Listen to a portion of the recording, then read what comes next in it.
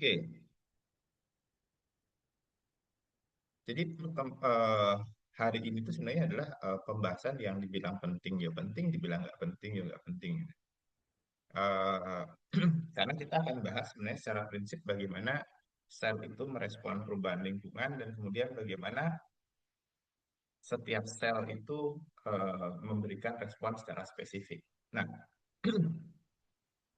yang sering membuat kita susah belajar ini sebenarnya kita lupa dengan prinsip yang universal.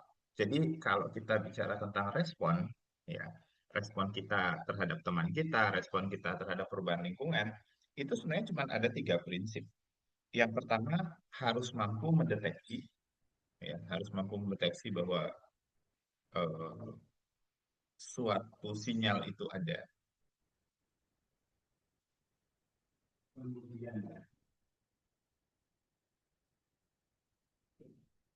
sinyal itu harus disampaikan ya ke sistem yang mampu mengolah informasi tersebut dan kemudian yang terakhir adalah bagaimana respon itu bisa muncul. Ya, itu sama seperti sistem saraf yang kita miliki, sebenarnya sensorik, kemudian ada regulasinya, ada pengaturannya, kemudian ada motorik sebagai respon. Nah, itu tiga prinsip sebenarnya dalam bagaimana sesuatu itu merespon keberadaan makhluk lain ataupun perubahan yang ada di lingkungan.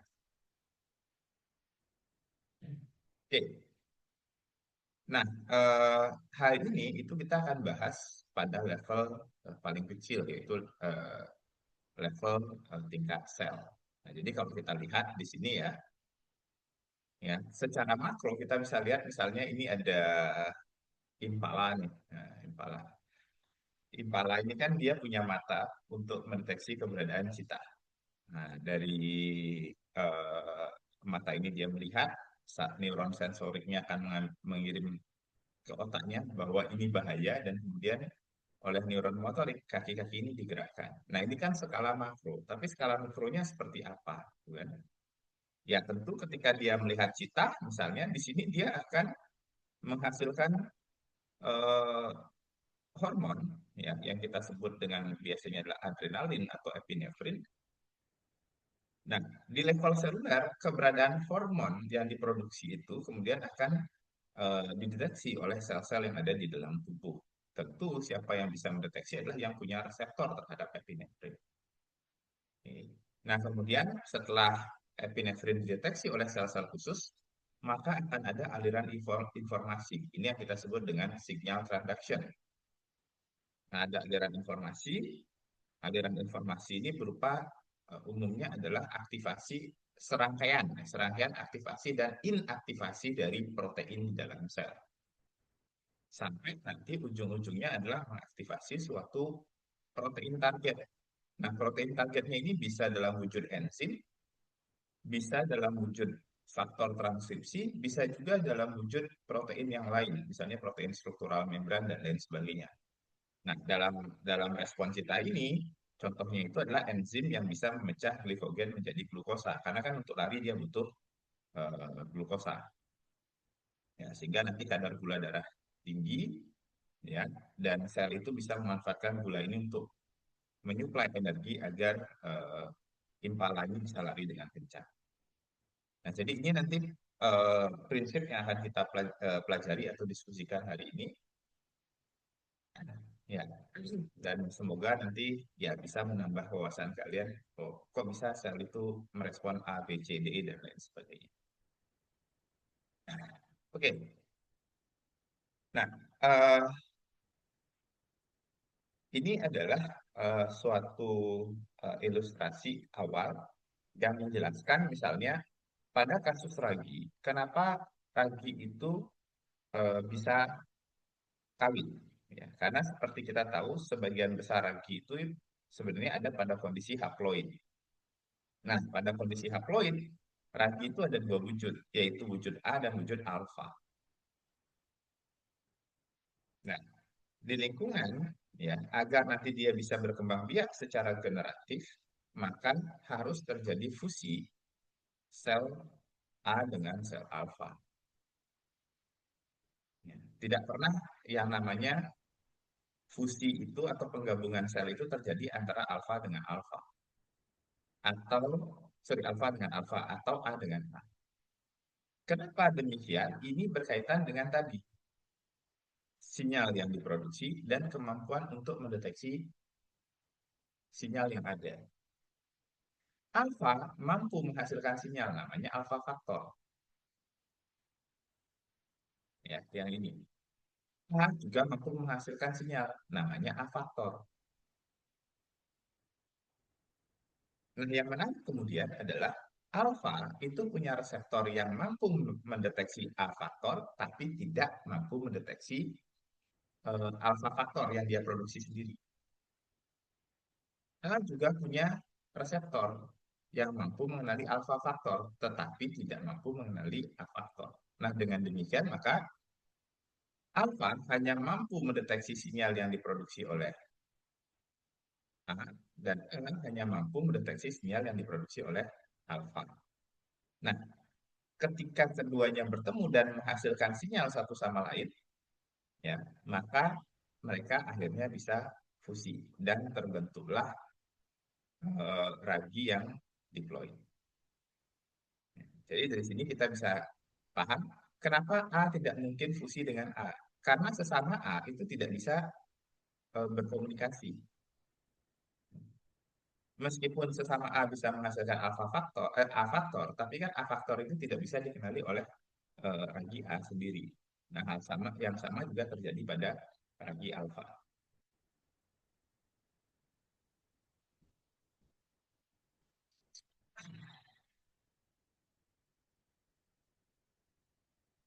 Ya. Nah, jadi dari contoh tadi, ya kita bisa tahu bahwa suatu sel itu hanya akan bisa merespon kalau dia punya reseptor, ya. Dan respon baru akan muncul kalau ada sinyal, gitu kan. Nah, itu baru hal yang sederhana. Terus bagaimana proses yang terjadi di dalam sel? Nah, menggunakan contoh lagi tadi, berarti kalau dia adalah reseptor alfa di sini, maka ketika ada alfa faktor, maka alfa faktor itu menempel pada reseptor, ya. Contohnya di sini adalah yang ada di permukaan membran. Selanjutnya di dalam sel itu akan ada serangkaian aktivasi protein, ya. Di sini kebetulan sinyalnya itu melibatkan tiga, tapi sebenarnya bisa lebih dari itu, ya. Dan kemudian respon itu baru muncul tergantung nanti protein target yang teraktivasi. Apakah seperti tadi enzim? Kalau enzim maka dia akan mengubah metabolismenya. Kalau faktor transkripsi dia akan mengubah ekspresi gennya. Oke. Ya, jadi ini tiga, tiga kunci tadi. Nah, kalau kita kemudian bicara tentang reseptor, itu ada banyak sekali jenis reseptor yang ada di membran sel. Nah, ada reseptor yang seperti kalian lihat di sini, jadi ada reseptor, misalnya contohnya G, protein couple reseptor. Jadi kalau G protein couple reseptor ini, dia ada reseptor kemudian terhubung dengan namanya protein G, yang nanti teraktivasi kalau protein G-nya ini berikatan dengan GDP, ya, GTP, guanosin trifosfat. Nah, selanjutnya nanti dia akan mengaktifkan serangkaian sinyal. Nah, dalam kasus ini, kalau tadi contohnya enzim, nah ini ujung-ujungnya dia akan mengaktifkan faktor transkripsi. Kemudian ada reseptor yang memiliki aktivitas enzimatik. Misalnya contohnya di sini nanti kita akan bahas adalah tirosin kinase. Jadi ketika dia aktif, dia akan punya aktivitas fosforilasi. Ya, dia akan bisa menambahkan gugus fosfat ke suatu protein kinase sehingga protein kinase itu menjadi aktif. Nah, ada juga dengan metode yang lain. Jadi meskipun reseptornya menempel, tetapi dia akan mengaktifkan protein yang lain. Ya, seperti itu. Nah, ada juga nanti reseptor itu yang mendeteksi kontak antar sel seperti ini. Nah, mari sekarang eh, kita bahas yang tadi sudah saya jelaskan adalah G protein couple receptor. Ya, ini ada di kabel, yaitu GPCR. Nah, jadi eh, G protein couple receptor itu sebenarnya adalah protein G. Jadi ini protein transmembran yang nanti terhubung dengan protein G. Ya, kalau kalian sudah ikut dari pelajaran yang pertama, kita sudah belajar bahwa protein itu bisa bergerak di dalam sel, ya. Maka ini menjadi gampang untuk kalian bayangkan. Jadi ketika reseptor itu tidak aktif, si protein G ini akan berikatan dengan GDP. Ya. Nah, kemudian ketika ada sinyal, contohnya epinefrin tadi, ketika ada sinyal, maka si reseptor itu akan merekrut protein G. Nah, ketika protein G itu menempel pada si reseptor, dia akan melepas GDP-nya dan menggantikan dengan GTP. Sehingga protein G ini menjadi aktif. Nah, protein G yang aktif kemudian akan bergerak di sepanjang membran, ya, dan kemudian mengaktifkan enzim target. Yang kita bahas nanti salah satu contohnya itu adalah adenylyl siklase. Nah, inilah yang nanti mengawali respon yang ada di dalam sel. Ya, sebagai informasi, adenylyl siklase itu bisa menginduksi produksi yang namanya second messenger, yaitu siklik adenosin monofosfat yang akan kita bahas nanti. Nah, untuk menghentikan sinyal, ya, protein G ini punya aktivitas eh, GTPase, ya, di mana dia akan memotong GTP menjadi GDP. Nah, ketika GTP-nya dipotong jadi GDP, maka protein G akan terlepas dari adenylyl siklase dan adenylyl siklase ini menjadi tidak aktif kembali. Ya, dari gambaran ini kita dapat melihat bagaimana suatu sinyal diaktifkan dan kemudian eh, memicu respon dan kemudian diinaktifkan atau diberhentikan. Oke, sampai di sini ada pertanyaan,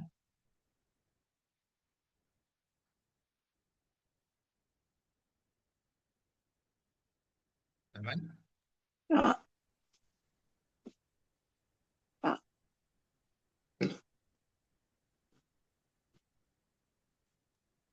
Pak,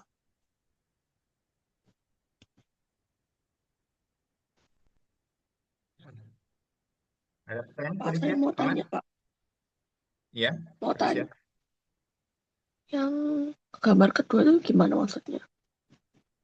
Yang mana? Yang gambar kedua, nomor dua. Itu GDP-nya digeser atau gimana itu maksudnya? Lepas. Lepas. Dia digantikan. Oke, kamu pernah lihat gambar enzim kan? Ya.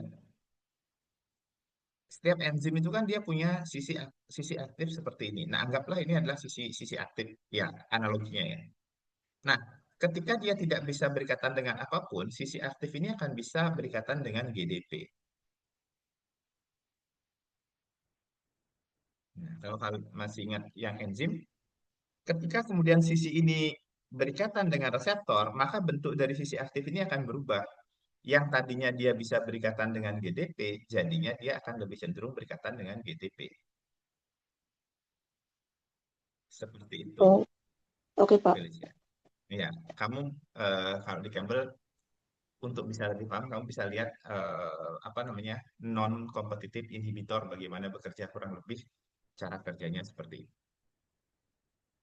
Jadi Oke, ketika Pak. protein G menempel pada si reseptor, struktur tiga dimensinya berubah. Yang tadinya dia punya soket atau ruang untuk berikatan dengan GDP, berubah bentuk sehingga sekarang dia lebih mudah berikatan dengan GDP seperti itu. Oke,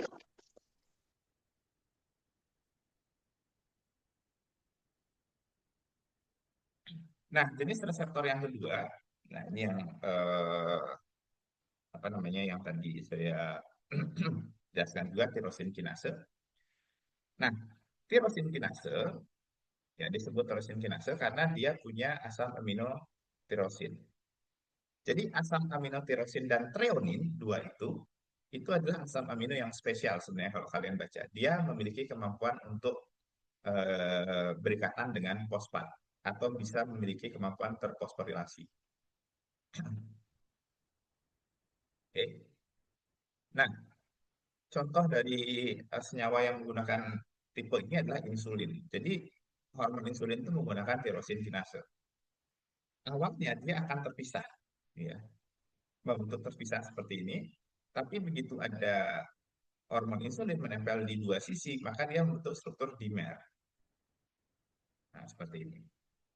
Nah, setelah dia membentuk dimer, maka sifat enzimatiknya muncul, di mana dia akan menambahkan fosfat pada semua gugus tirosin yang ada di sini, sehingga terbentuklah tirosin yang reseptor yang aktif. Nah, di sini reseptor yang aktif ini kemudian bisa merekrut protein adaptor, protein penghubung. Nah, contohnya ini. Ya, ada dua protein adaptor yang menempel. Kalau kalian belajar tentang diabetes, nanti kalian akan membaca namanya protein IRS gitu. Ya, ini cuma wawasan aja, kalian nanti bisa baca. Nah, kemudian setiap protein adaptor ini bisa mengaktifkan respon sel yang berbeda. Jadi ini multi respon ya, bukan respon tunggal. Nah, nanti bagaimana cara menghentikan sinyalnya? Ya, nanti akan ada enzim yang memotong gugus fosfatnya, ya, yang kita sebut dengan nama fosfatase. Ya, fosfatase itu akan memotong fosfatnya dan sinyal itu kemudian akan hilang. Seperti itu.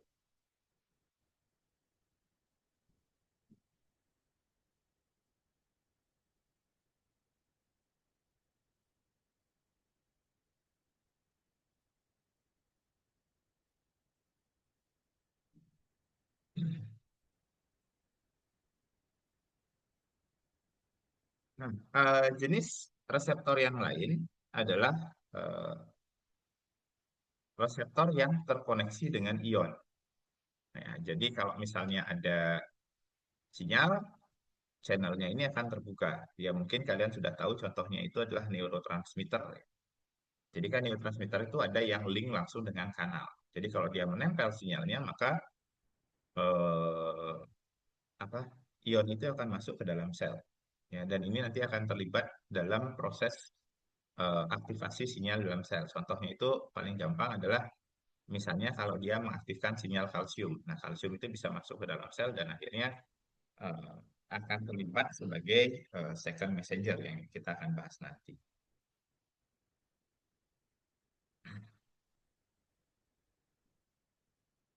Nah, kemudian ada juga reseptor yang letaknya itu di sitoplasma ataupun di inti sel. Jadi sinyal-sinyal yang punya reseptor di dalam sel itu biasanya sinyalnya itu bersifat hidrofobik. Nah, sehingga dia akan bisa menembus membran sel dan kemudian berikatan dengan reseptor yang ada di dalam sel. Nah, umumnya reseptor jenis ini itu akan berperan sebagai faktor transkripsi di inti sel di mana dia akan mengaktifkan ekspresi dari gen tertentu. Oke. Nah, jadi dari sini kita bicara ada dua sinyal. Kalau sinyalnya hidrofilik, reseptornya akan ada di permukaan sel. Kalau sinyalnya hidrofobik, maka reseptornya itu akan ada di dalam sel. Ya. Jadi ada yang hidrofilik di membran, hidrofobik di dalam sel. Oke, nah muncul sekarang pertanyaan. Kenapa molekul sinyal ini diproduksinya tidak banyak di dalam tubuh kita, tetapi diproduksi dalam jumlah yang sedikit? Apa kuncinya?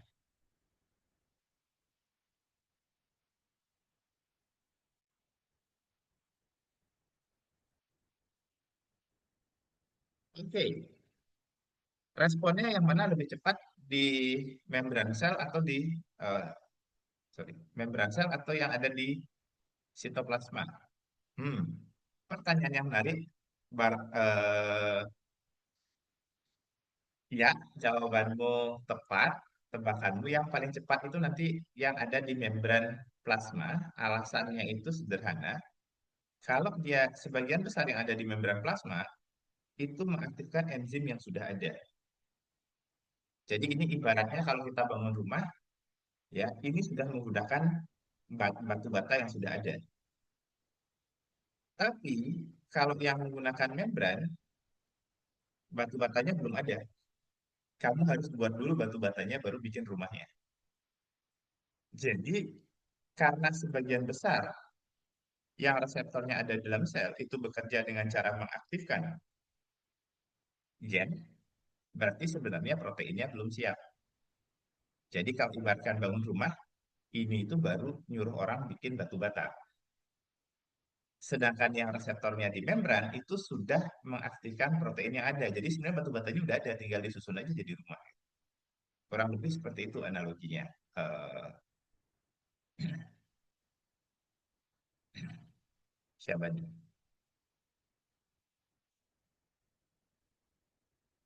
Jelas? Oke.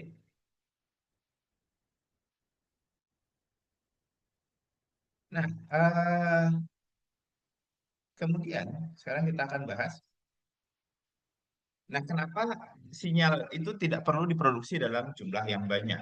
Oke. Ini berkaitan dengan siapa yang diaktifasi oleh sinyal itu sendiri dan kenapa dia harus punya metode hantaran sinyal atau signaling cascade, alur sinyal seperti itu. Nah, eh, di sini kita akan melihat ada yang namanya multi amplifikasi. Nanti akan saya bahas lagi. Jadi ketika sinyal itu menempel pada reseptor, ya, dia akan mengaktifkan relay molekul. Ini nanti contohnya salah satunya adalah siklik adenosin monofosfat atau kita kenal juga sebagai salah satu second messenger. Dia akan mengaktifkan suatu enzim. Jadi protein kinase itu adalah enzim yang nanti bisa menambahkan gugus fosfat ke enzim lain. Nah, jadi dia akan mengaktifkan protein kinase dan ingat enzim itu bisa digunakan secara berulang-ulang. Misalnya molekul sinyalnya satu, ya, dia akan mengaktifkan 10 protein kinase. Jadi kalau ini misalnya diaktifkan 10 dan masing-masing dari protein kinase ini bisa mengaktifkan protein kinase kedua itu sejumlah 10, maka kita akan punya 100 protein kinase yang dua yang aktif. Dan jika misalnya setiap protein kinase kedua ini bisa mengaktifkan 10 protein target, maka kita akan punya 1000 protein target. Dari satu molekul yang aktif 1000 protein target. Nah, itulah alasannya kenapa dalam sinyal ini yang diaktifasi itu harus enzim. Karena enzim itu bisa digunakan secara berulang-ulang. Sehingga satu enzim itu bisa melakukan proses yang kita sebut dengan pembesaran sinyal atau amplifikasi. Nah, kalau yang menambahkan fosfat namanya kinase, maka yang memutus fosfat untuk membuat sinyal itu tidak aktif adalah fosfatase. Ya, jadi enzim fosfatase. Oke, sampai di sini ada pertanyaan?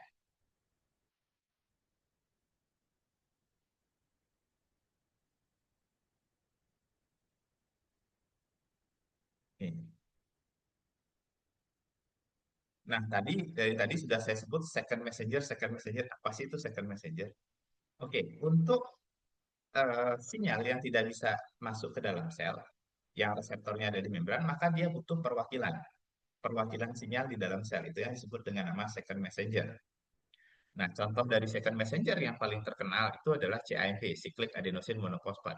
Jadi bagi kalian yang baca Campbell itu pasti sudah sangat familiar dengan nama molekul ini gitu kan. Karena kalau kalian belajar laporan regulasi positif, kalian baca ini ya. Dan banyak di hal-hal lain kalian baca tentang CAMP. Oke, tadi juga sudah saya jelaskan bahwa CAMP ini disintesis oleh enzim adenylyl siklase. Nah, bagaimana cara sintesisnya? Kalian lihat gambar ini. Ya, ini ada ATP ya. Kalian jangan lupa di sini ada gugus hidroksil. Oke. Nah, adenylyl siklase itu akan memotong dua fosfat di ujung, kemudian menggabungkan fosfat ini dengan gugus hidroksil. Ya, terbentuklah akhirnya eh, siklik adenosin monofosfat. Ya, fosfatnya satu. Ya. Dan ini adalah ikatan ester, ini adalah ikatan ester. Sehingga nama enzim yang memotong CAMP menjadi AMP namanya fosfodiesterase karena dia akan memotong ikatan fosfodiester. Tapi yang dipotong adalah sisi ininya. Sehingga menjadi adenosin monofosfat. Oke. Ikatannya namanya fosfodiester, maka enzimnya proses pemotongan. Ikatan fosfodiester tambahin ase jadi fosfodiesterase.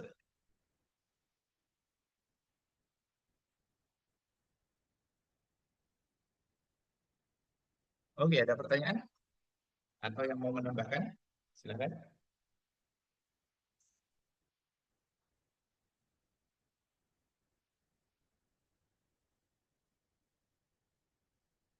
Oke. Kalau tidak, kita lanjut. Nah, ini kemudian gambaran bagaimana second messenger itu bekerja. Jadi, hormon, oke.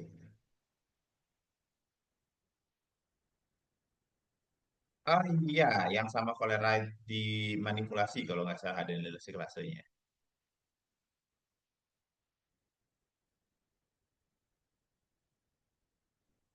Nanti dicek kalau nggak salah ada pada kasus kolera, iya ada nilai kelasnya yang dimanipulasi oleh si kolera. Nah, eh, dalam kasus ini, ya, di gambar ini menjelaskan hubungan antara first messenger dan second messenger.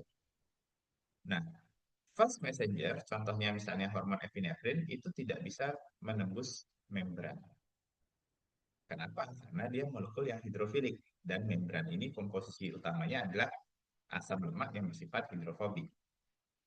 Jadi untuk memunculkan respon, dia harus menempel pada reseptor. Kebetulan di sini adalah G-protein couple receptor. Begitu reseptor aktif, dia akan berikatan dengan protein G. Nah, protein G itu kemudian melepas GDP-nya, ya, dan kemudian berikatan dengan GTP sehingga dia menjadi aktif. Nah, ketika dia aktif, dia kemudian berikatan dengan adenylyl siklase, ya, sehingga adenylyl siklase akan mengubah ATP menjadi CAMP. Nah, kemudian inilah kemudian dari awal sinyal yang terjadi di dalam sel. Ya, ini yang kita sebut dengan nama second messenger. Nah, CAMP ini akan mengaktifkan suatu protein kinase khas huruf A, huruf A.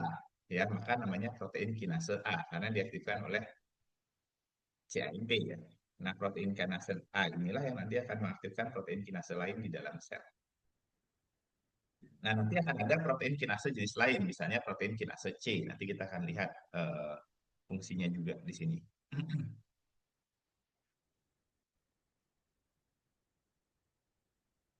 Oke, ada pertanyaan? Atau ada yang mau menambahkan? Silakan.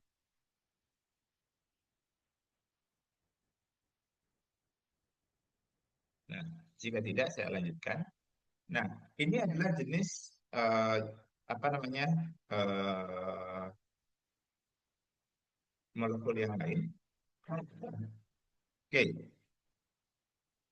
Nah, pada gambar ini dia juga menggunakan protein G.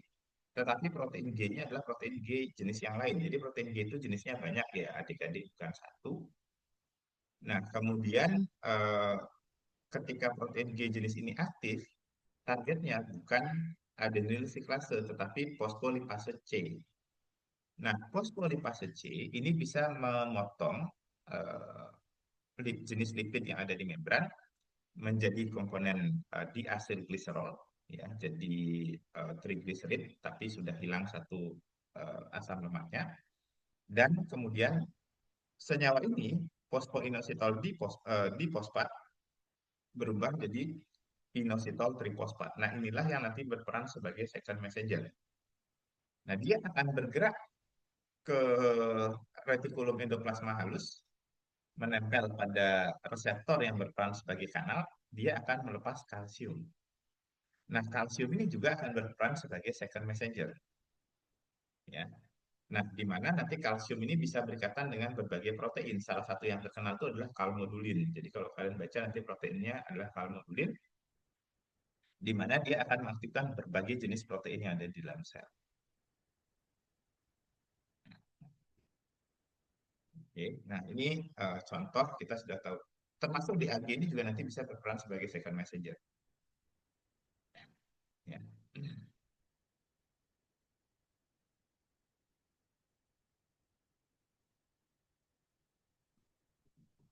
Nah, selain mengaktifkan protein yang sudah ada di dalam sel, sistem di membran seperti ini itu juga bisa berperan sebagai sistem yang mengaktifkan ekspresi gen. Jadi di sini nanti kalau dia mengaktifkan ekspresi gen, maka serangkaian fosforilasi ini akan mengaktifkan faktor transkripsi yang ada di inti sel. Nah, setelah faktor transkripsi itu menempel pada gen, maka dia bisa mengaktifkan atau menginaktifkan suatu gen tertentu.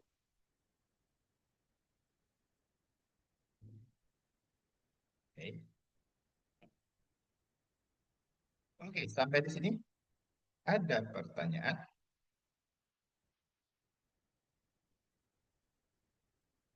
atau ada yang mau menambahkan?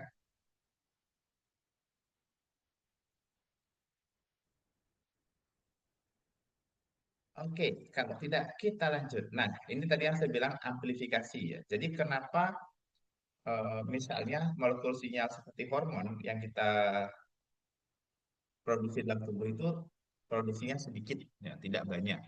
Alasannya di sini. Jadi bayangkan dari satu reseptor dia bisa mengaktifkan 10 molekul protein, 100 molekul protein G hanya dari satu reseptor saja. Karena prinsipnya reseptor yang aktif akan merekrut protein G lepas, maka dia bisa lagi merekrut protein G yang baru. Begitu seterusnya. Sampai kemudian di sini misalnya ya bisa mengaktifkan 100 protein G.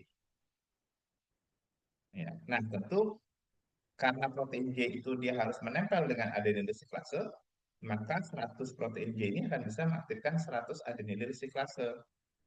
Kemudian adenin resiklase ini bisa menghasilkan 10.000 siklik adenosin monofosfat. Nah, biasanya dua uh, siklik adenosin monofosfat, tapi di sini digambarkan cuma satu, itu akan mengaktifkan satu protein kinase. Sehingga ujung-ujungnya kita akan punya 10.000 protein kinase A yang aktif. Nah, protein kinase A dia adalah enzim, ya, dia adalah enzim dari 10.000 protein kinase A itu bisa mengaktifkan sekitar 100.000 protein kinase berikutnya. Dan ujung-ujungnya bisa mengaktifkan 1 juta enzim yang berperan dalam pemecahan glikogen jadi glukosa.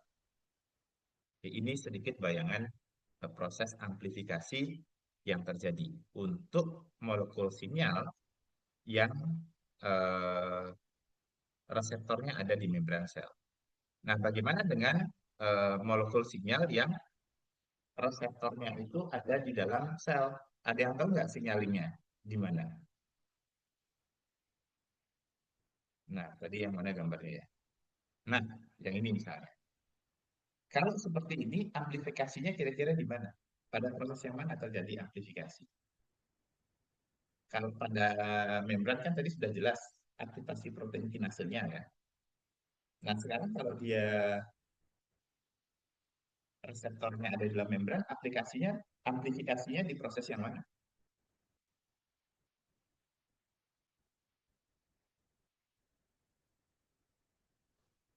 Kira-kira.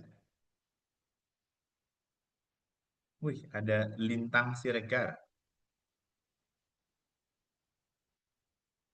Selamat pagi, Lintang. Lintang dari mana asalnya, Lintang? Dari Petra 5, Pak. Petra 5,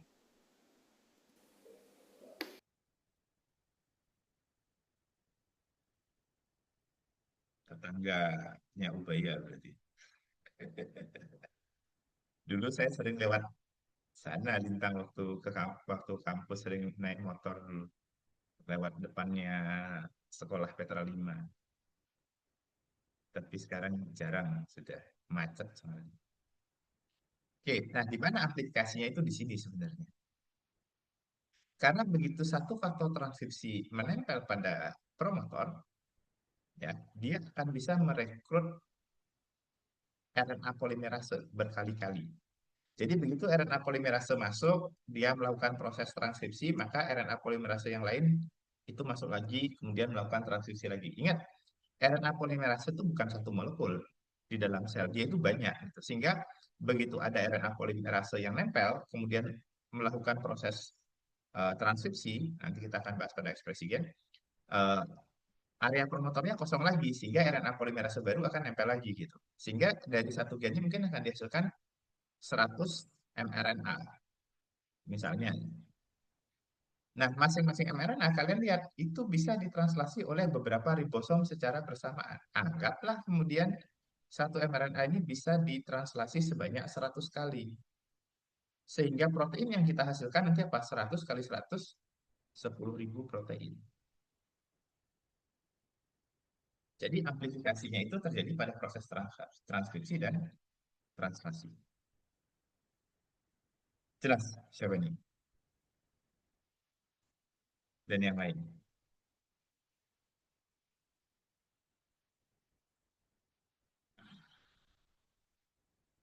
Oke. Nah, itu tadi. Kemudian, eh, kalau kita kemudian bertanya, oh Pak, kenapa kok bisa eh, respon sel terhadap satu sinyal itu bisa sama, bisa juga beda. Nah, kenapa misalnya kalau kita bicara contoh, epinefrin dan glukagon sama-sama bisa meningkatkan kadar glukosa darah. Kok bisa seperti itu? Kemudian insulin dan glukagon itu bisa berlawanan efeknya. Bagaimana bisa seperti itu? Nah, terus kenapa ada sinyal yang hanya menghasilkan satu respon, ada sinyal yang menghasilkan banyak respon? Nah, itu semua bisa dijawab bahwa respon itu akan tergantung pada reseptor yang teraktivasi, sinyal yang tersedia, dan juga molekul relay yang ada di dalam sel. Pada kasus satu, ya, ini reseptor ya, menempel, molekul relay aktif, respon. Jadi ini single respon. Tapi kalau ternyata protein relay-nya ini bisa mengaktifkan lebih dari satu protein target, maka dia akan menghasilkan dua respon yang berbeda. Oke. Nah, pada kasus keempat, ini terjadi yang namanya peristiwa crosstalk, jadi komunikasi antar sinyal. Nah, efeknya bisa bersifat sinergis, bisa bersifat antagonis. Ya, misalnya epinefrin glukagon itu bisa bersifat sinergis. Tapi kalau epinefrin sama insulin bisa bersifat antagonis. Makanya di sini tulisannya activation or inhibition. Oke, yang kemudian kalau kita bandingkan sel A dan sel D, ini bisa respon yang berbeda karena jenis reseptornya beda. Seperti yang kita tahu, epinefrin misalnya. Epinefrin yang ada di dalam darah bisa memperlebar pembuluh darah yang ada di otot. Tapi di sisi lain, dia juga akan menyebabkan kontraksi pembuluh darah yang ada di saluran pencernaan. Sama-sama epinefrin. Ya. Tetapi respon ini berbeda karena memang tipe reseptornya beda. Yang di otot reseptornya adalah beta, yang di usus reseptornya adalah alfa. Jadi beda reseptor, beda sinyal.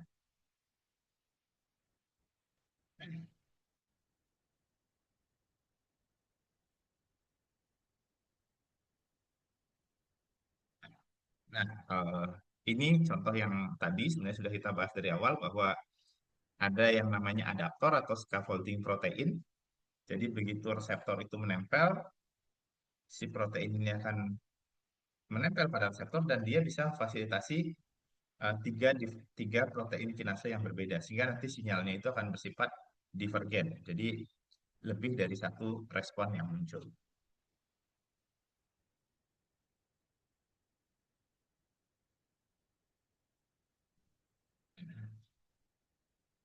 Oke.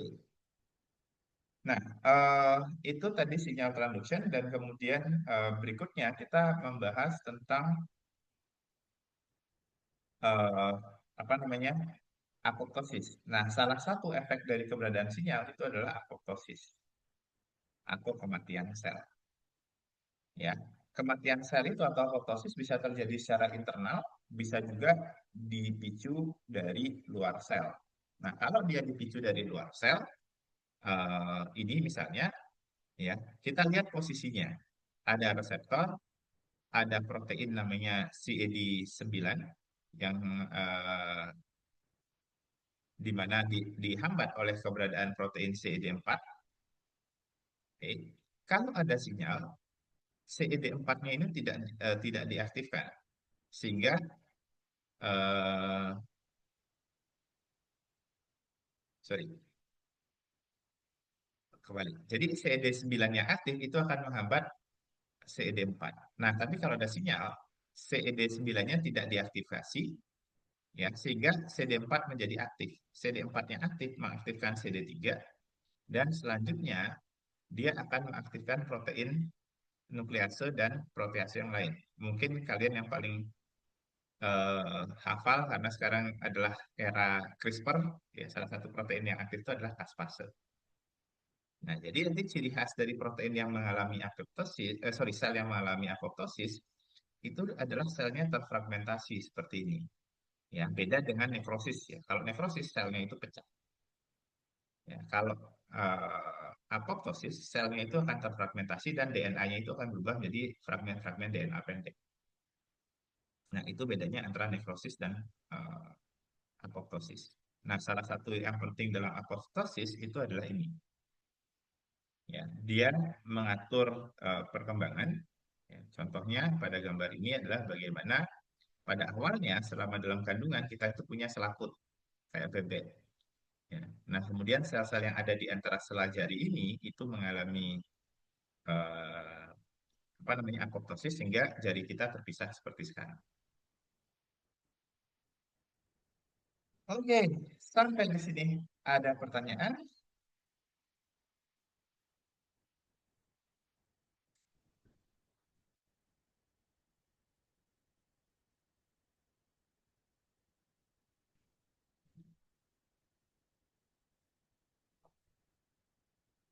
Kalau tidak, kita lanjut. Nah, setelah kita memahami bagaimana sinyal itu bekerja, barulah sekarang kita masuk ke proses pembelahan sel. Nah, oke. Nah, kalau kita bicara tentang pembelahan sel, ya, pembelahan sel itu memiliki banyak fungsi.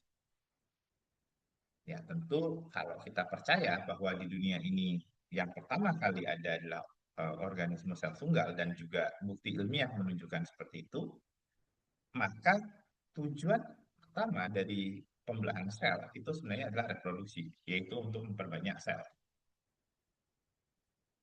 Nah, ketika kemudian organisme multiselular muncul, ya, maka pembelahan sel memiliki dua fungsi baru. Yang pertama adalah untuk proses pertumbuhan dan perkembangan, dan berikutnya adalah untuk menggantikan jaringan yang rusak. Oke. Nah, untuk proses reproduksi, pertumbuhan, dan perkembangan ini, sel itu membelah harus menghasilkan sel turunan yang identik. Nah, bagaimana caranya sel itu membelah menghasilkan keturunan yang identik? Nah, kuncinya adalah untuk menghasilkan sel yang identik, sumber informasi tentang sel yang tersimpan pada molekul DNA itu harus digandakan sebelum selnya membelah. Sehingga sel anakan itu akan memperoleh eh, materi genetik yang sama, yang identik. Artinya dia akan memperoleh informasi yang sama dan identik gitu ya. Nah, kita tahu bahwa DNA ini, ya, itu berinteraksi dengan protein di dalam sel, itu akan bentuk struktur yang kita sebut dengan nama kromosom. Nah, ini kurang lebih gambaran dari kromosom yang ada pada fase eh, awal fase setelah sel itu membelah, atau kita kenal nanti dengan nama fase G1. Nah, sebelum sel itu membelah, maka kromosom ini akan mengganda, ya, diawali dengan tentu saja replikasi DNA. Ketika DNA-nya mengganda, maka kromosom itu wujudnya akan seperti ini, ya. Seolah-olah akan ada dua kromosom yang menempel satu sama lain, ya. Duplikasi dari kromosom ini kita sebut dengan nama sister kromatid. Jadi kromosom itu memiliki sepasang sister kromatid. Nah, di mana dia nanti akan menempel pada satu sentromer yang sama di bagian tengah. Ya, begitu sel membelah, maka kromosom akan dipisah atau sister kromatid akan dipisah ke dua sel anakan, ya, sehingga dua sel anakan ini memiliki informasi eh, genetik yang identik. Nah, kalau kita bicara tentang pembelahan sel, maka di sini kita akan melihat bahwa secara umum yang kalian pelajari, pembelahan sel itu dibagi menjadi interfase dan kemudian fase pembelahan. Nah, pada interfase ini, ya, itu sebenarnya adalah fase yang sangat sibuk. Ya. Sel yang awalnya membelah itu memiliki ukuran yang kecil, jumlah organel yang terbatas. Maka sebelum dia bisa membelah lagi, sel itu harus tumbuh menjadi berukuran besar, organelnya juga harus diperbanyak, gitu ya. Nah, fase ini dikenal dengan nama fase growth. Ketika sel sudah memiliki organel yang cukup, kemudian ukuran yang sesuai, maka dia bisa lanjut ke fase S. Nah, di sini itu terjadi proses replikasi DNA. Di akhir fase S, jumlah DNA dari sel itu akan 2 kali lipat dari fase G1. Setelah materi genetiknya digandakan, maka sel akan siap-siap untuk membelah. Nah, salah satu pada sel hewan yang dibutuhkan untuk pembelahan sel di sini adalah persiapan sentrosom. Jadi salah satu tugas dari G2 adalah menggandakan sentrosom, ya, sehingga nanti sentrosom ini akan bertanggung jawab terhadap pemisahan dari uh, sister kromatid. Nah, ketika sentrosomnya sudah digandakan, maka sel akan mulai membelah. Pertama adalah pembelahan inti atau kita kenal dengan nama mitosis, baru kemudian dilanjutkan dengan pembelahan sitoplasma yang kita sebut dengan nama sitokinesis. Nah, lebih lanjutnya kita lihat fase ini. Nah, pada fase G2, ya, sentrosom itu akan mengganda. Pada hewan, sentrosom ini adalah tempat atau pusat pembentukan mikrotubul. Nah, ketika dia mensintesis mikrotubul, maka mikrotubul itu akan menyebabkan sentrosom itu menjauh dan kemudian ada pada kutub yang berlawanan. Nah, selama proses pertumbuhan dari mikrotubul, beberapa mikrotubul kemudian akan menempel pada area kinetokor. Jadi kinetokor ini adalah protein khusus yang ada pada sentromer dari kromosom. Ya, jadi satu kromosom itu memiliki 2 kinetokor.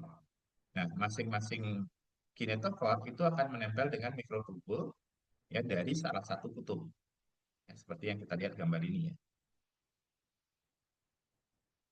Nah, seiring dengan waktu, ya, setelah tadi ini kita sebut profase, membran inti hilang, kemudian nanti dia akan masuk ke metafase. Nah, pada metafase, di sini semua kromosom itu akan berjajar di ekuator, ya, dan dia akan ditempeli oleh mikrotubul dari 2 kutub yang berlawanan.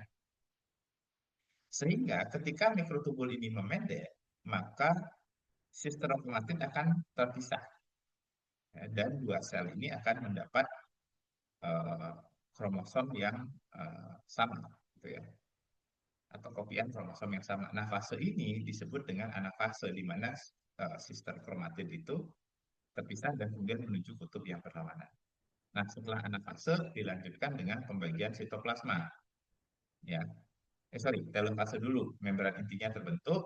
Nah, di saat yang bersamaan dengan telofase terjadi proses sitokinesis. Jadi sitoplasmanya dibagi. Terdapat eh, jadi terdapat pertanyaan dulu, bagaimana mikrotubul ini memendek? Apakah dia kontraksi atau memang dia mengalami degradasi selama proses pemendekannya?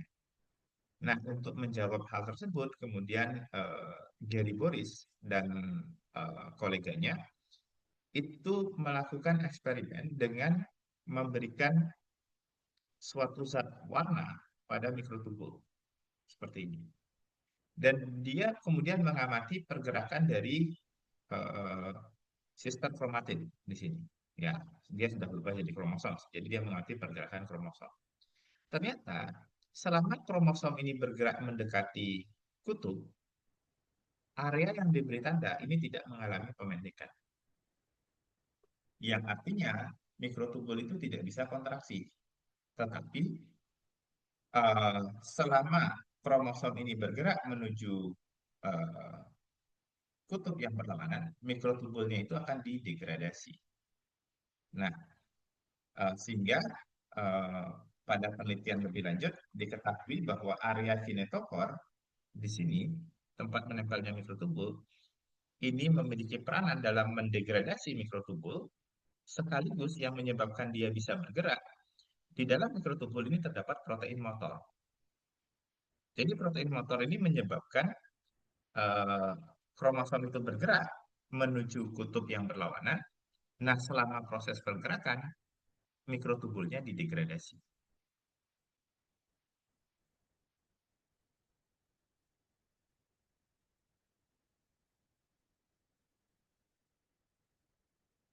Oke. Nah, berikutnya untuk sitokinesis ada dua proses sitokinesis yang berbeda antara eh, sel hewan dan sel tumbuhan.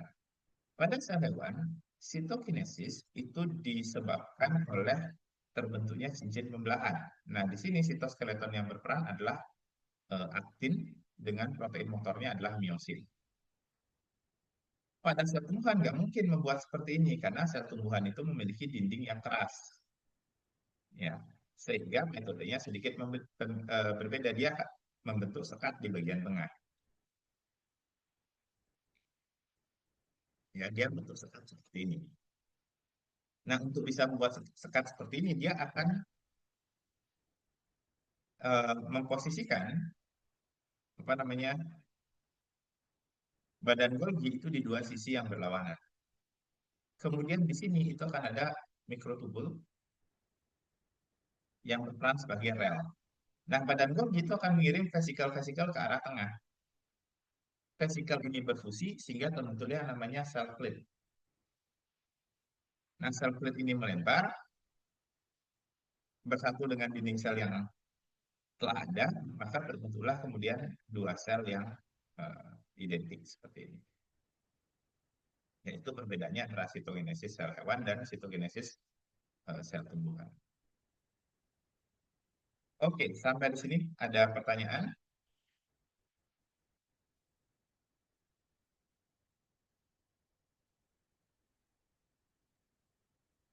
Oke, kalau tidak, kita lanjut. Nah, ini kurang lebih kalau kita mengamati pembelahan mitosis, kita bisa memilih jaringan yang sangat aktif.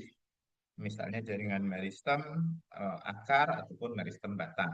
Nah, dari sini kita bisa melihat contohnya eh, ini adalah profase, jadi dia mulai memadat gitu kan kromosomnya. Ya, di sini kromosomnya sudah padat dan ini adalah metafase. Kita bisa lihat semua kromosom berjejer di bidang ekuator. Ini adalah anafase bentuk V ya. Jadi ini sudah ketarik. Kemudian ini adalah telofase. Kita bisa lihat sel plate-nya mulai terbentuk di sini.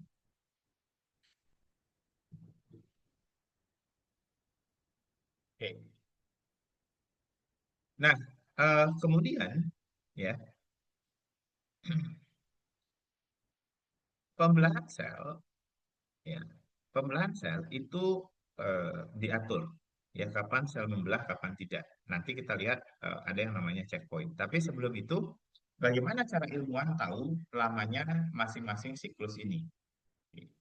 Nah, untuk mengetahui lamanya masing-masing siklus, biasanya ilmuwan akan mengkultur sel, ya. Sel yang unsynchronized, artinya ada pada fase yang berbeda-beda. Dia akan menumbuhkan atau menaruh sel itu pada media yang mengandung radioaktif. Nah, jadi ada nukleotida radioaktif, misalnya timidin ya, timidin radioaktif selama 30 menit. Nah, karena sel itu ditaruh dalam timidin dan timidin ini adalah bahan baku untuk DNA, maka sel yang terwarnai itu adalah ya sel yang ini. Sampai di sini. Ini adalah sel-sel yang aktif mengambil timidin. Jadi timidin ini adalah indikator lamanya fase S. Oke. Nah, kemudian ilmuwan itu akan mengamati sel yang ada di fase M ini. Berapa banyak kromosom yang ada radioaktifnya. Oke. Dia akan terus amati. Dia ambil setiap mungkin eh, berapa menit, 20 menit, 30 menit. Nah, sehingga sel lamanya sel yang ini menempuh ini itu kan berarti sel yang pertama kali yang diamati memiliki radioaktif itu akan menandakan lamanya fase G. Jadi misalnya yang ini ke sini ya, ini akan menandakan namanya fase G2. Kemudian lamanya sel mulai dari awal sel yang memiliki radioaktif sampai kemudian sel yang memiliki radioaktif itu habis, itu melambangkan lamanya fase S. Jadi ini adalah lamanya fase S. Nah, sekarang bagaimana cara menentukan lambangnya fase G1 dan fase M? Oke. Fase Untuk mengetahui fase G1 kita harus tahu fase M dulu. Nah, cara menentukan fase M adalah pertama kalau kita tahu siklus sel itu misalnya ya, siklus sel itu lamanya 20 jam. Ini dengan cara melihat kapan sel itu menjadi dua kali lipat. Misalnya dia menjadi dua kali lipat setelah 20 jam. Nah, setelah 20 jam ini ya, kita selama kita mengambil sel yang ada pada fase M, kita hitung ya, pas kita mengambil sel itu kan asinkronis. Jadi kita hitung berapa persen sel yang ada pada fase M. Misalnya, ketika kita mengambil sel, kita menemukan ada 10%. 10% sel yang ada pada fase M. Maka lamanya fase M adalah 10% dari 20 jam. Maka itu lamanya fase M. Nah, setelah kita tahu fase S, fase G, dan fase M, maka lamanya G2 adalah 20 jam. 20 minus lamanya fase M, lamanya fase G2, dan lamanya fase S. Maka itu adalah lamanya fase G1. Oke, sampai di sini ada pertanyaan?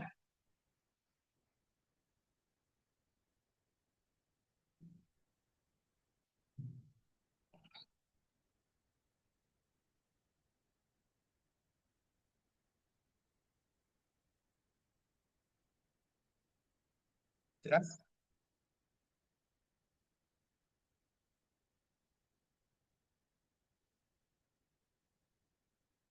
Nah, ini juga dikenal dengan eksperimen Pulcis. Ya, Pulcis eksperimen dipakai untuk banyak kondisi.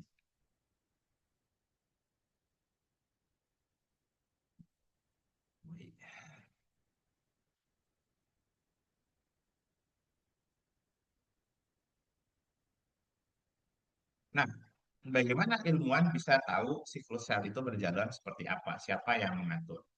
Nah, kemudian untuk mengetahui bagaimana sel itu diatur, maka ilmuwan melakukan namanya fusi sitoplasma.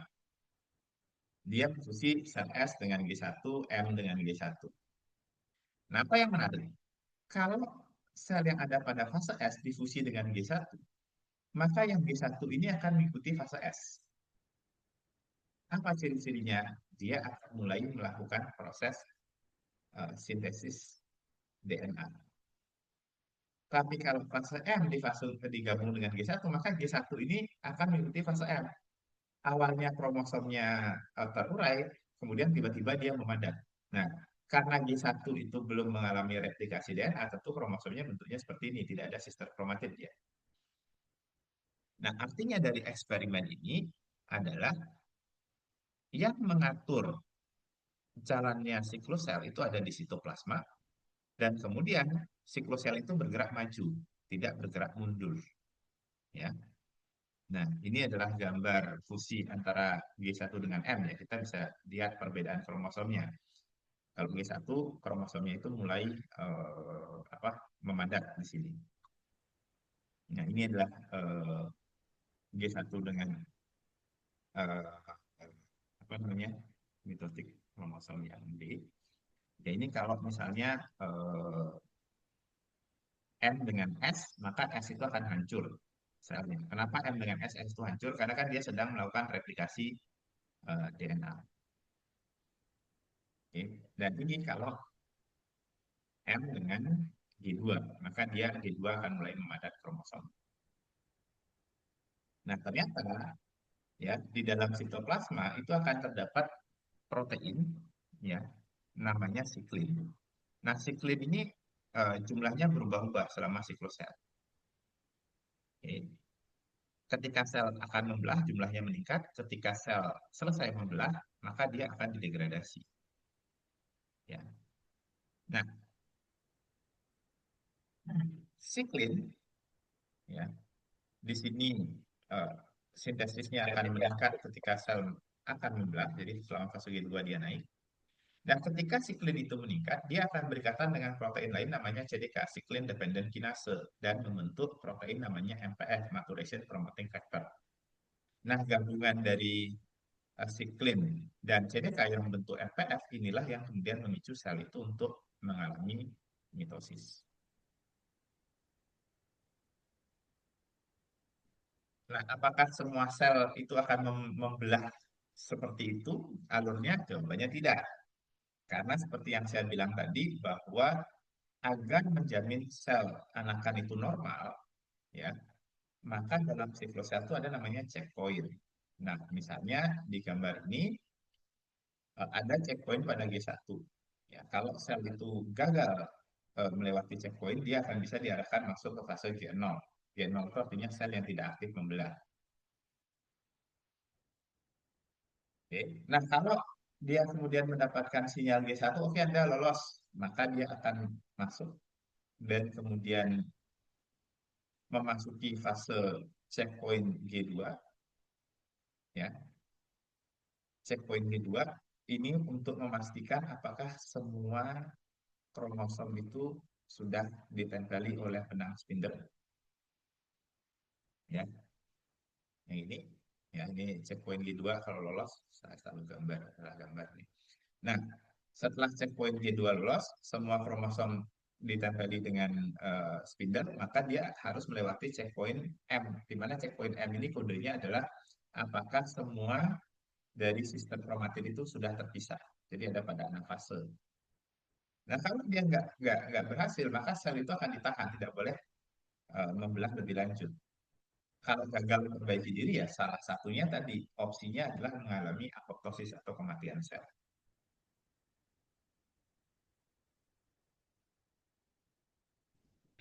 Nah, kalau sel membelah secara normal, ya, kalau sel membelah secara normal dan terkontrol, maka tubuh akan berkembang dengan normal. Tapi ada kalanya, ya, sel itu tidak membelah secara normal. Nah, sel yang tidak membelah secara normal ini akan memicu terjadinya uh, sel malignan, ya, sel-sel kanker. Nah, apa beda antara sel normal dengan sel kanker? Sel normal memiliki sifat yang namanya kontak inhibisi. Jadi kalau kita kultur pada media cair, dia akan berhenti membelah ketika sel ini sudah memenuhi satu lapisan di media. Ini namanya kontak inhibisi. Tetapi pada sel kanker tidak, dia akan terus membelah sampai membentuk lapisan-lapisan seperti ini. Jadi berlapis-lapis. Ya, jadi sel kanker itu kehilangan kemampuan untuk uh, melakukan yang namanya kontak inhibisi. Nah, ketika suatu sel kanker terbentuk, ya, awalnya dia akan memulai dengan tumor kecil seperti ini. Nah, tumor ini kalau dia tidak ganas, ya dia cukup kita sebut dengan nama tumor aja. Dia akan ada di lokasi ini saja. Nah, kemudian dari lokasi ini dia kalau dia ganas maka dia akan bisa terus membelah dan menyebar melalui pembuluh getah bening. Nah, dari pembuluh getah bening ini dia mengalami yang namanya metastasis. Nah, sel yang mengalami metastasis itu bisa kemudian eh, menempel pada organ vital dan inilah yang kemudian bisa memicu kematian. Dia bisa menempel di paru-paru, merusak paru-paru, yang menyebabkan sel-sel normal hipoksia dan kemudian mati digantikan oleh sel kanker. Nempel di otak bisa nempel di ginjal dan lain sebagainya. Nah, pemicu sel kanker adalah gangguan pada kontrol pembelahan.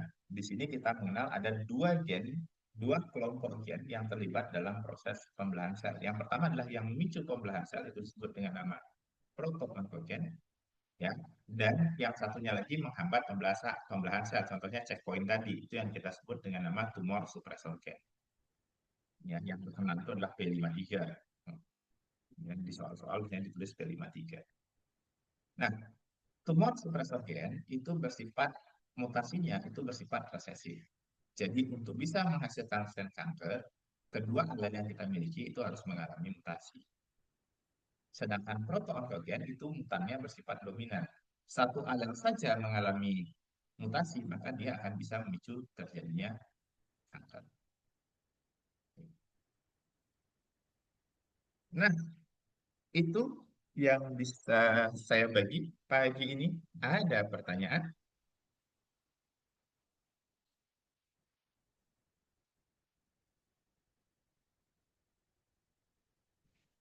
Ada pertanyaan dari kalian?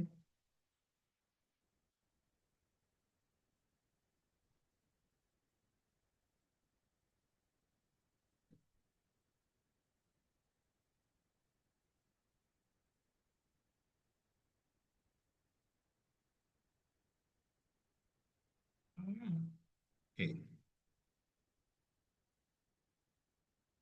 Oke, jadi ya ada dua kelompok gen yang bisa memicu kanker, tumor suppressor gen dan proto-onkogen. Nah, proto-onkogen ini mutasinya dominan, yang artinya hanya butuh satu alel yang termutasi maka dia bisa memicu kanker. Sedangkan tumor suppressor gen mutasinya bersifat resesif.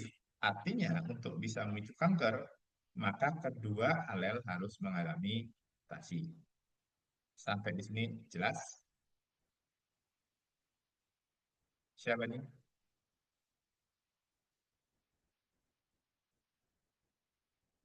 Nah, oke.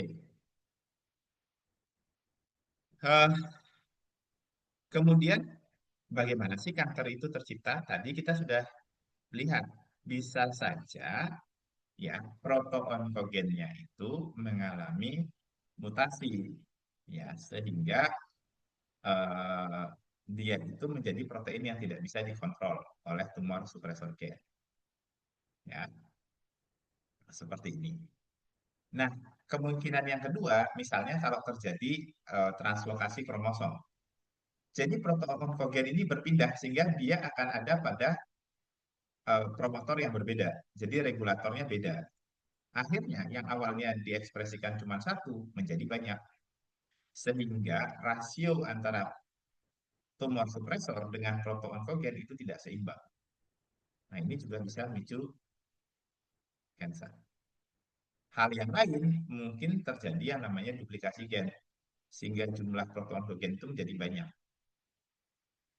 Sintesisnya melimpah, sekali lagi rasio antara tumor suppressor dengan proto-onkogen itu nggak imbang. Ya, dan itu kemudian memicu kanker. Nah, bisa juga terjadi translokasi sehingga nanti akan terjadi terbentuk protein yang baru. Protein yang baru yang kemudian tidak bisa dikontrol juga, ya. Dan ini kemudian akan menghasilkan sel kanker juga. Nah, itu kurang lebih ilustrasi mengenai bagaimana kanker bisa terbentuk dan kenapa kanker itu biasanya berkaitan dengan proses translokasi ataupun translokasi kromosom ataupun mutasi DNA. Oke, sampai di sini ada pertanyaan?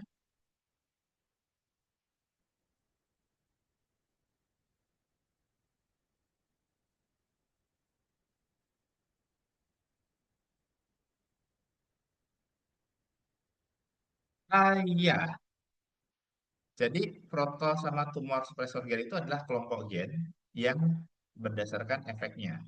Kalau proto-onkogen, namanya juga onkogen, ya, itu artinya penyebab kanker, dan karakteristiknya itu adalah memang yang memicu terjadinya proses pembelahan. Oke. Jadi kalau dia memicu pembelahan, dan kalau pembelahannya ini error, maka dari cikal bakal onkogen menjadi onkogen. Oke. Sedangkan tumor supresor, tumor itu kan berarti dia sel yang membelah tidak terkendali. Jadi dia menekan pembelahan sel. Jadi gen-gen yang menekan pembelahan sel, kemudian dikelompokkan ke dalam tumor supresor. Kalau yang memicu pembelahan dikelompokkan pada proto-onkogen. Nah, itu yang saya tahu, Natasha.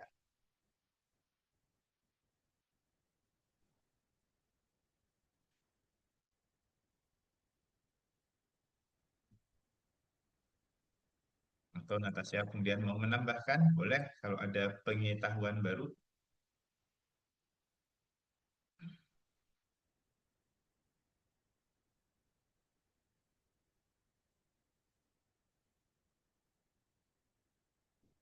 Oke.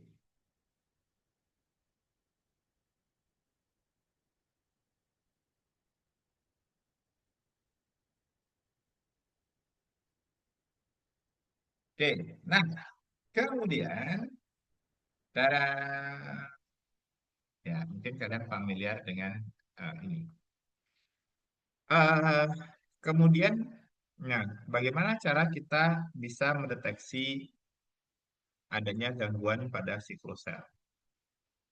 Nah, kita bisa mengetahui adanya gangguan siklus sel itu dengan mendeteksi, ya. Ini menggunakan flow cytometer. Yang belas, saya belum pernah memakai alatnya, jujur saja, gitu kan. Tapi pada prinsipnya dia bisa mendeteksi ukuran sel ataupun jumlah DNA yang ada di dalam sel. Nah, apa kuncinya? Jadi ini adalah distribusi dari eh, sel dengan DNA tertentu. Nah, asumsikan misalnya DNA normal itu eh, jumlahnya adalah 200. Ya. Jadi eh, 200 unit fluoresen per sel ini berarti DNA yang normal. Maka kemudian yang 400 berarti dua kali lipatnya. Nah, di antara 200 dan 400 berarti ini sedang berlangsung proses replikasi DNA. Jadi yang ini itu akan menandakan namanya fase S. Oke. Dan yang ini tentu saja akan melambangkan fase G1 atau G0. Yang ini itu melambangkan dua. Bisa ada fase G2, bisa juga ada fase M.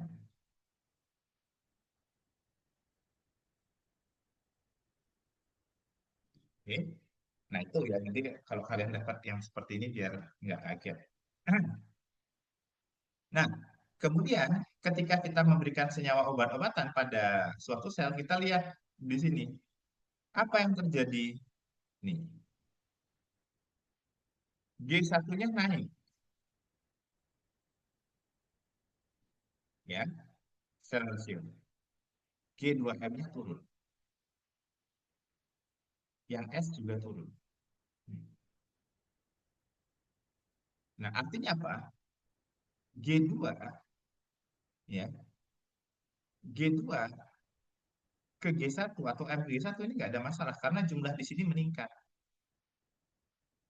Dan jumlah dari G2 yang menjadi G1 itu tidak bisa diganti. Maka ada kemungkinan dia kemudian mengalami blok. Bloknya di mana? Bisa saja transisinya kalau kita lihat dari gambar ini, kalau membandingkan ya, di sini, ya, bloknya itu terjadi ada senyawa kimia yang dapat menghambat transisi dari G1 ke S. Oke. Jadi ada hambatan. Tapi nanti kalau gambarnya di sini turun, di sini yang naik, ya, berarti proses dari G1 menuju G2 itu lancar, tapi ada hambatan dari G2M kembali ke G1. Berarti inhibisinya itu bisa di G2, bisa juga di M.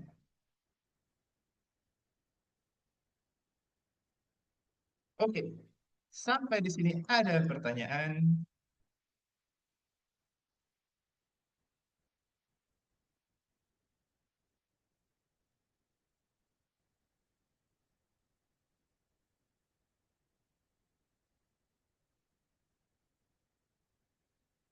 Oh, pertanyaan yang bagus, Natasha.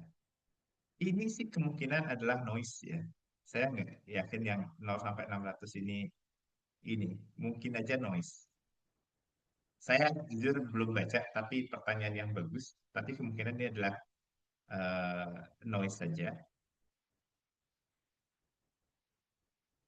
Tapi untuk itu nanti bisa coba nanti saya cek ya metodenya. Karena kalau untuk menjawab ini saya harus baca bagaimana cara alat ini bekerja.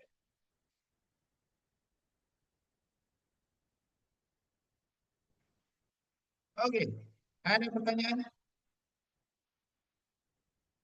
dari kalian? Kalau tidak, kita bisa cukupkan hari ini. Kita sudah belajar traduksi sinyal, kita belajar tentang mitosis, maka eh, pertemuan berikutnya ya kita akan bahas mengenai apa namanya meiosis dan kemudian hubungannya dengan genetika ya. Jadi kita akan bahas meiosis nyambung ke genetika Mendel untuk minggu depan. Semoga saya tidak ada halangan. Oke, itu untuk hari ini. Rekamannya akan saya upload. Saya punya dua eh, rekaman yang belum saya upload. Nanti saya upload, kemudian saya share sehingga kalian bisa pelajari, yang lain bisa pelajari. Ya, itu sih intinya semangat buat kalian mau ikut untuk dapat ilmu ataupun juga untuk lomba terserah kalian mau lebih aktif. Misalnya sebelum pertemuan kalian mau bertanya, kalian bisa DM di Instagram saya ataupun di Facebook saya. Jujur saya nggak punya TikTok, saya ini orangnya katrok, nggak terlalu ngerti cara pakai media sosial. Ya, cuman kalau posting-posting kayak gitu aja.